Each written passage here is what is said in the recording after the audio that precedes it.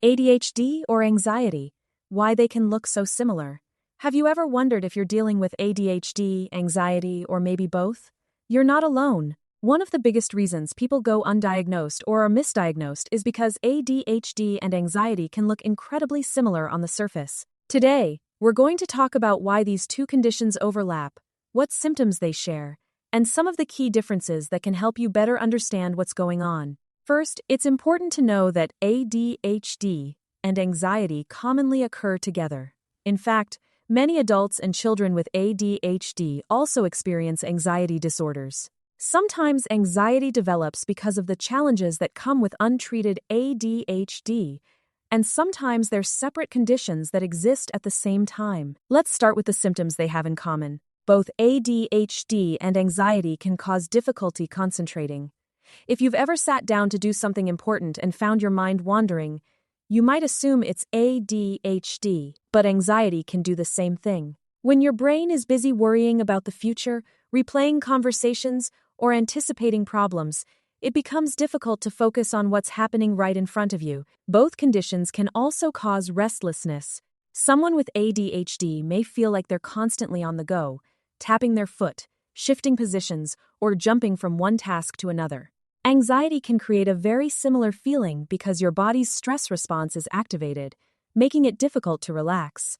Another overlapping symptom is forgetfulness. People with ADHD may forget appointments, lose their keys, or struggle with organization because of difficulties with executive functioning.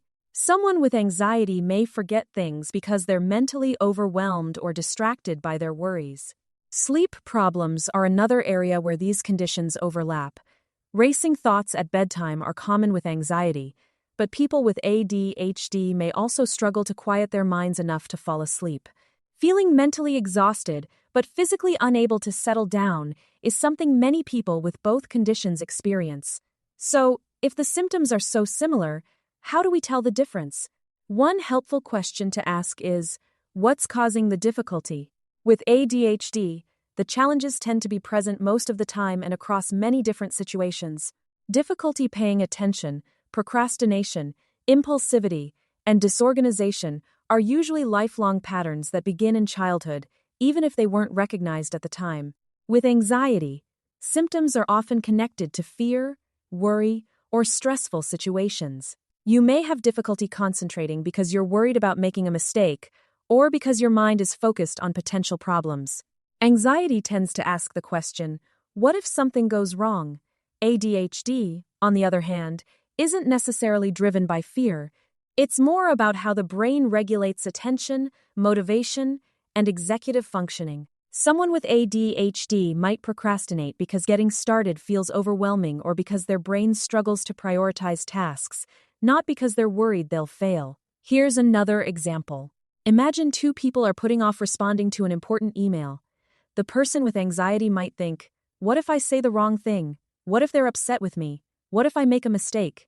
The person with ADHD might think, I know I need to do it, but I can't seem to start. I'll do it later. Then suddenly 3 days have passed. The behavior looks the same, avoiding the email, but the reason behind it is completely different. Many people are surprised to learn that untreated ADHD can actually create anxiety. Constantly feeling overwhelmed, running late, missing deadlines, or struggling to stay organized can cause significant stress over time. It's understandable that living with these challenges could make someone feel anxious. Likewise, chronic anxiety can affect attention, memory, and productivity so much that it may resemble ADHD. This is why getting an accurate assessment is so important. Mental health professionals don't simply look at whether symptoms exist. They look at when they started, how often they occur, and what's driving them. It's also important to remember that having one condition doesn't rule out the other. Many people have both ADHD and anxiety, and treating one can sometimes improve the symptoms of the other. If you've been wondering whether your experiences are related to ADHD, anxiety, or both, know that you're not expected to figure it out on your own. Seeking support and asking questions is an important first step. The goal isn't to put yourself into a box. It's to better understand how your brain works so you can find strategies and treatments that actually help. Thank you so much for watching. If you found this video helpful, please like, subscribe, and share it with someone who might benefit from learning about the differences between ADHD and anxiety. And remember, understanding yourself isn't about finding labels, it's about finding what helps you thrive.